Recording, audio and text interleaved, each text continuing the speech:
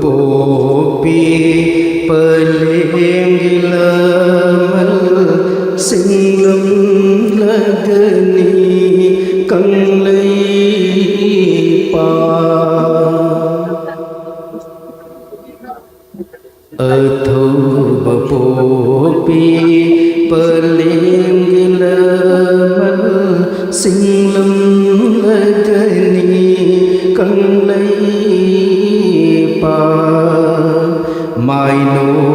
Minority Welfare Organization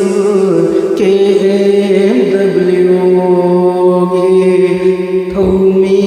Singna Minority Welfare Organization KMW Thomi Singna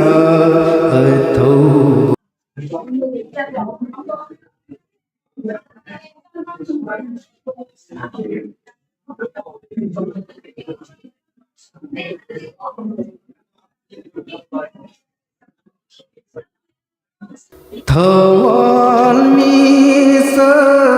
tere kaloi nana lam yan mai rani nandi lam dam si Thawal misa tere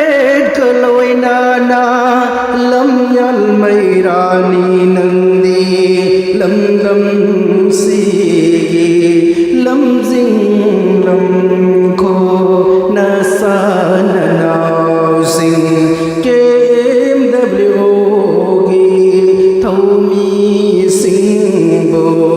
KMW gi thâu mi sing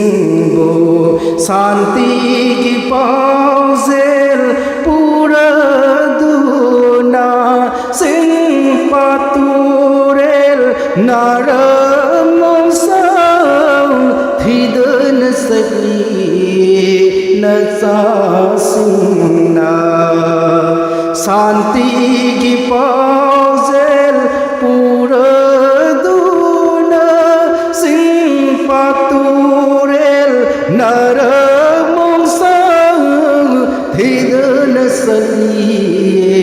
nasa singna palim pupi imagidama KMW gi thomi singna atho pupi palingilamal singlam lagani kang leipa जाति बिजाति कांगलू फूरू खाई दे थी दे KMW गे थौमी सिंगना जाति बिजाति कांगलू फूरू खाई दे थी दे KMW की थौमी सिंगना अथौब अथौबी कया कया सो KMW गे ओ जानी अथौब अथौबी कया सो KMW गे ओ जानी परि मोम कया गे मिलूगी पीरा तैथों नबा होनरी ले पलैतन पलेम पुपी इमागिदमा हो पलेम पुपी इमागिदमा अथौब पुपी पलेम गिलमल सिंगलम लगनी कंगलई पा सिंगलम लगनी कंगलई पा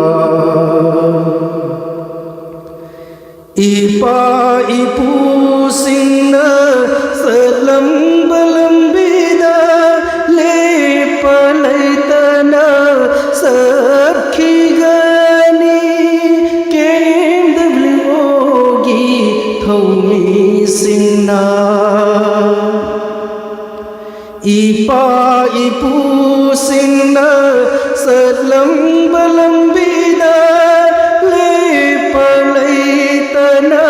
सखिनी KMW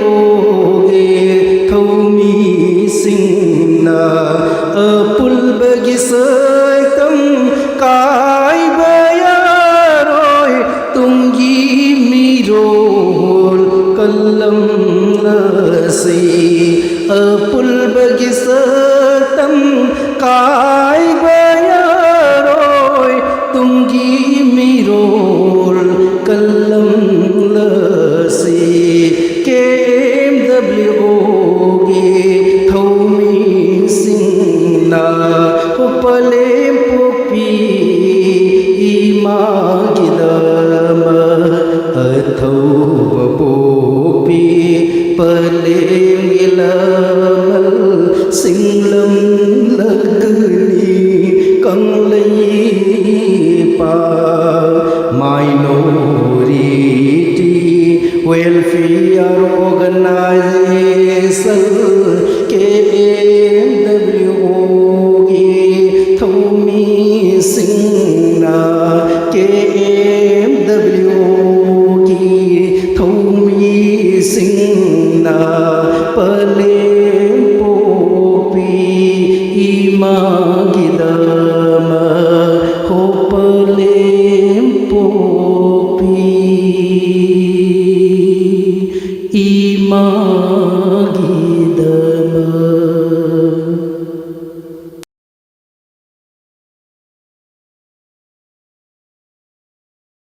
पोपी पलेम गिलमल सिंगलम लगनी कंगलई पा अथौब पोपी पलेम गिलमल सिंगलम लगनी कंगलई पा माइनॉरिटी वेलफेयर ऑर्गेनाइजेशन KMW गे थौमी सिंगना minority welfare organization KMW ghi thâu mi sinh na ở thâu bồ pi bờ lên đi lơ mơ sinh lâm